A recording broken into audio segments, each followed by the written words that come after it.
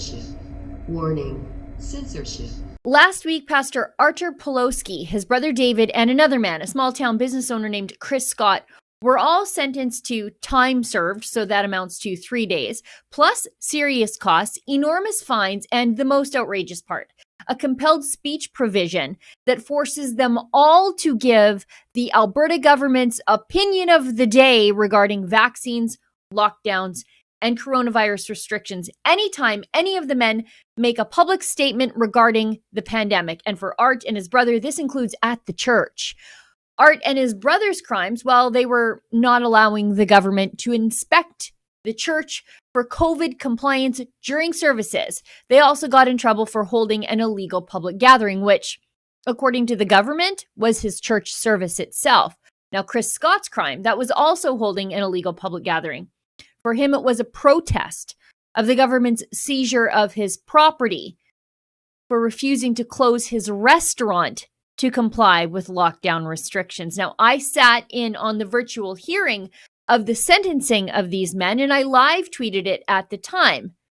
Now, when I got the judgment in writing and read through it, I didn't read some of the things I knew I had heard in court. It was still bad, of course, but it was missing some of the snarky, unprofessional comments I knew the judge, Justice Adam Germain, had made. The judgment in its written form was sanitized. Well, now I have the official transcripts of Justice Adam Germain's delivery of the sanctions against Art, his brother David, and Chris Scott. And friends, my ears did not deceive me. Germain did ad-lib his own politics into the decision that day, and he admitted that he did not read the submissions from Artur's lawyer, Sarah Miller. That's why, besides his crazy compelled speech ruling, that Justice Adam Germain should be fired. Now, if you agree with me, head on over to firethejudge.com. There you can sign our petition, but you can do something else. You can send the Judicial Review Board a message from you. Anyway, we've already published the transcripts of the hearing, so you can read them for yourself. But let's go through them a little bit together. Here's the first thing that stuck out for me. This, again, it wasn't in Germain's written ruling. This is Germain not able to contain his opinions about Art's church. And I think it shows a level of disdain for Art and his faith. Here, look at this line from the judge. I am mindful that in the Church of God case in Ontario, the church as a corporate entity received a much larger fine than the individual pastors. However, in Pastor Pawlowski's case, he really is the church, and the street church is simply his alter ego. Now, to me, that phrase alter ego means that Germain doesn't really think that Art's church, his ministry, in which he cares for the least of Calgary's people, Calgary's homeless, and the faithful congregation of Arts that gathers each Sunday, well, the judge doesn't think that's a legitimate church. Well, that's not for the court or the government to decide. In fact, the Canadian government is specifically restrained from deciding what is a real church and what isn't.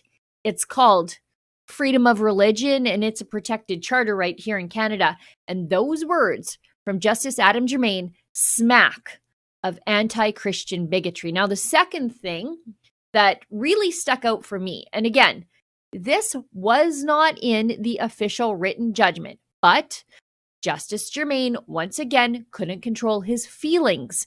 This time, his out-of-control feelings were about Fox News and American conservatives, who seemed to care about the mistreatment of Pastor Art at the hands of the state. I suppose the judge would rather Pastor Art and his brother and Chris Scott be a little bit quieter as they're persecuted. And so Germain said this of Art again in open court. He got to take a picture with a governor of a United States state. He is so proud of what he asserts is the love of the U.S. people for him. Love, he implies, he is not feeling in Canada. One media network gave him some airtime. Oh, Judge, I wonder what media network that would be. Talk about no self-awareness whatsoever.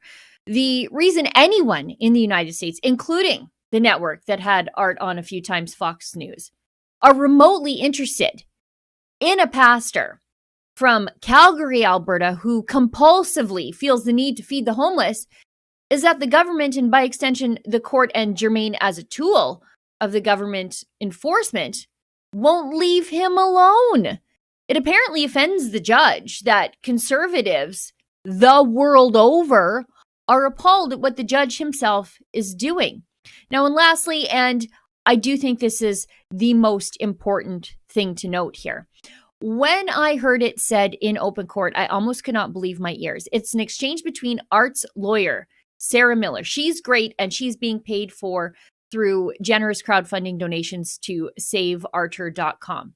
Now, the exchange reads as though the judge didn't even read the comprehensive sentencing submissions prepared by Sarah Miller before rendering his judgment against her client. Just look at this.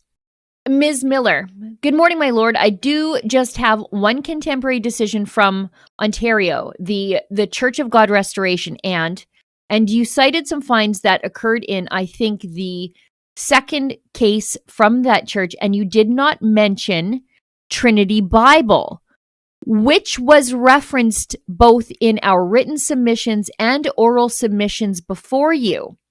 I'm just wondering if it's going to be addressed in your written submissions. The distinguishment that you've made between those cases in Ontario that you didn't mention today, the Trinity Bible case and the earlier Aylmer cases. And then the judge responds to her, Ms. Miller, I claim to be a judge, not perfect. I may have missed the connection between those two cases. It isn't going to change my outcome here, but it may merit me looking at my reasons in that area before I release them.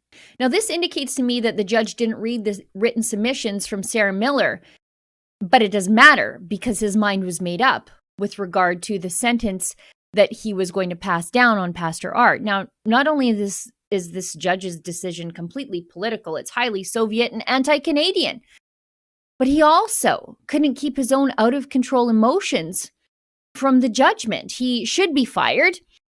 If you think so too, please sign our petition and send the Judicial Review Board a message at firethejudge.com.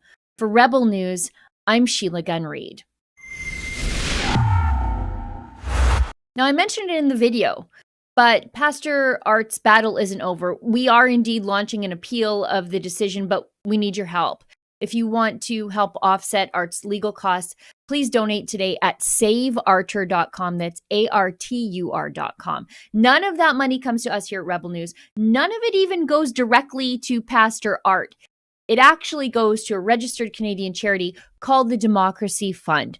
That fund pays the lawyers, but it also works to advance civil liberties for all Canadians. And because it is a registered Canadian charity, donations to Save Artur qualify for a charitable tax receipt. Again, that special website is saveartur, ARTUR.com.